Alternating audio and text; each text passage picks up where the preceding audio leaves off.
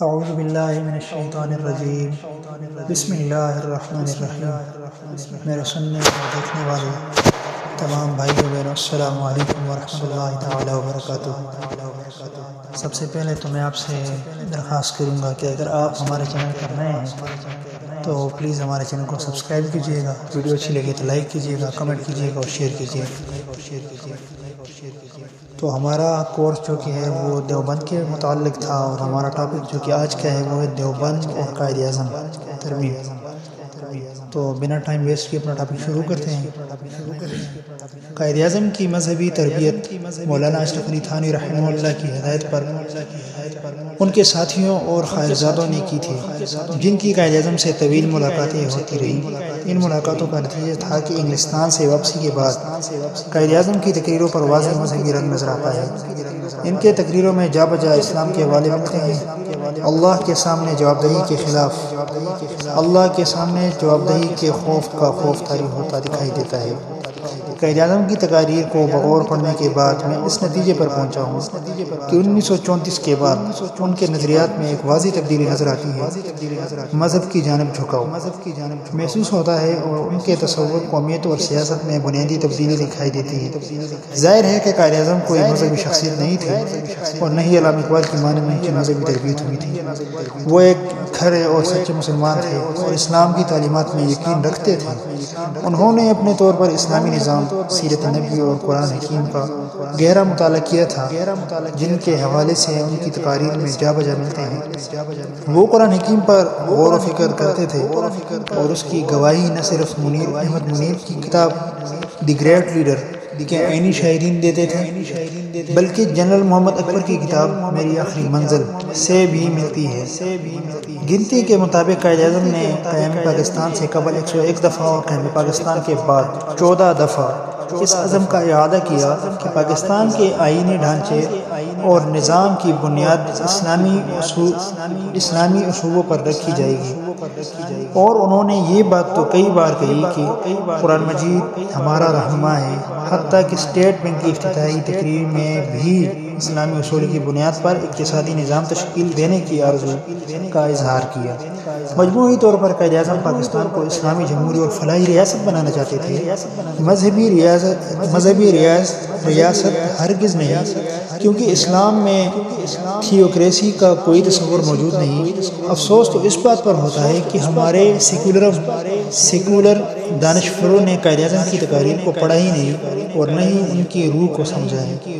وہ فقط چند ایک تقاریر پڑھ کر اپنا مطلب نکال لیتے ہیں اور اس پہلو پر غور کرنے کی زحمت ہی نہیں فرماتے کہ وقت گزرنے کے ساتھ کب اور کیسے قائد اعظم کے نظریات میں تبدیلی آتی گئی، اور انہوں نے مسلمانوں کے حوالے سے اقلیت سے قومیت تک کا سفر کیسے طے کیا۔ اقبال کا فکری ارتقا بھی اسی حقیقت کی غمازی کرتا ہے۔ اسلام مخالف اور دین بیزاری حضرت قائد اعظم کو سیکولر ثابت کرتے رہتے ہیں، اور ان کے علم کا حال یہ ہے کہ وہ اکثر دعوے کرتے پائے جاتے ہیں کہ قائد اعظم نے کبھی پاکستان کو اسلامی مملکت بنانے کا اعلان نہیں کیا۔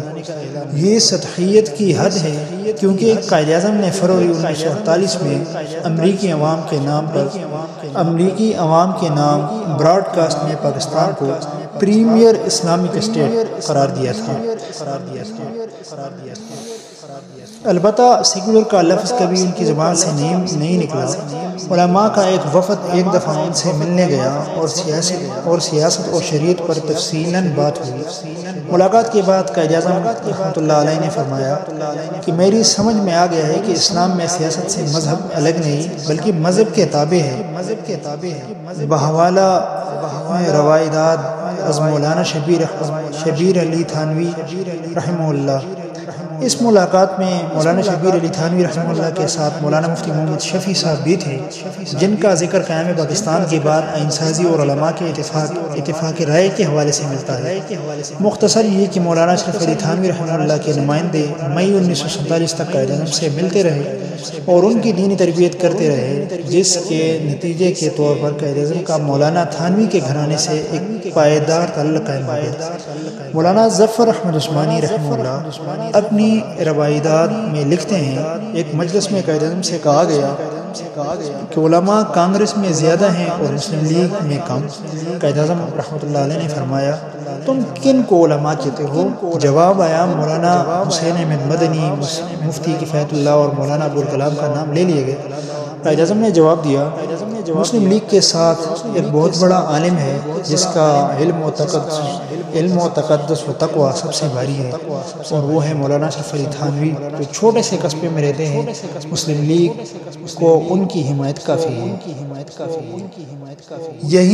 یہی وہ پس منظر تھا جس میں قیام پاکستان کے وقت 15 اگست 1947 کو پاکستان کے پرچم کی پہلی رسم کشائی ہوئی تو قائد اعظم خاص طور پر مولانا شبیر احمد عثمانی کو ساتھ لے کر گئے۔ مولانا شبیر احمد عثمانی نے تلاوت اور دعا کی اور پھر پاکستان کا جھنڈا لہرایا، جسے پاکستانی فوج نے سلامی دی۔ یہ رسم کراچی میں پاکستان کے وفاقی دارالحکومت میں ادا کی گئی، جبکہ مشرقی پاکستان کے صوبائی دارالحکومت ڈھاکہ میں مولانا شبیر احمد عثمانی کے بھائی اور مولانا اشرف علی تھانوی رحمہ اللہ کے بھانجے مولانا ظفر احمد عثمانی نے پاکستان کا پرچم لہرایا۔ ان کے علماء ربانیین کی تگ و تاز کا روشن پہلو 14 اگست 1947 کو قیام پاکستان پر ہی ختم نہیں ہوا۔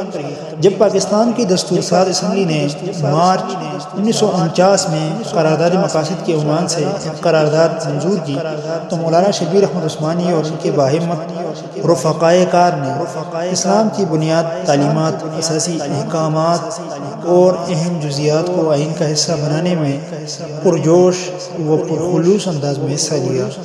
بقول ڈاکٹر معین الدین عقیل، وزیر اعظم لیاقت علی خان نے اس قرارداد منظوری کو حصول آزادی کے بعد اس ملک کی زندگی کا اہم ترین واقعہ قرار دیا۔ یہی وجہ ہے بانیان پاکستان بھی استخلاص وطن کی تحریک میں ان درویشان خدامست کی تائید و تصویر، کردار و عمل اور درد دل کی آمیزش کے کھل کر معترف و قدرداں ہوئے، جس کا اظہار مشرقی و مغربی پاکستان میں قائد اعظم کی منشا پر پرچم کشائی کا عمل ان حضرات کے بابرکت ہاتھوں سے انجام پایا۔ مولانا ظفر احمد عثمانی نے 1945 کے لیاقت کاظمی الیکشن میں جو کردار ادا کیا، اس پر تشکر و امتنان کے جذبات سے لبریز نوابزادہ لیاقت علی خان کا یہ خط ملاحظہ ہو۔ میں انتہائی مصروفیتوں کے باعث اس سے قبل آپ کو خط نہ لکھ سکا۔ مرکزی اسمبلی کے انتخابات میں اللہ تعالیٰ نے ہمیں بڑی کامیابی عطا کی ہے۔ اس سلسلے میں آپ جیسی ہستیوں کی جد و جہد بہت باعث برکت ثابت ہوئی۔ آپ حضرات کا اس موقع پر گوشہ عزلت سے نکل کر میدان عمل میں آنا اور اس سرگرمی سے جد و جہد کرنا بہت مؤثر ثابت ہوا۔ اس کامیابی پر میں آپ کو مبارکباد دیتا ہوں، خصوصاً حلقہ انتخاب سے جہاں ہماری جماعت نے مجھے کھڑا کیا تھا۔ آپ کی تحریروں اور تقریروں نے باطل کے اثرات بڑی حد تک ختم کر دی ہیں، اور آپ کی تقریروں اور مجاہدانہ سرگرمیاں آنے والی منزل کی دشواریوں کو بھی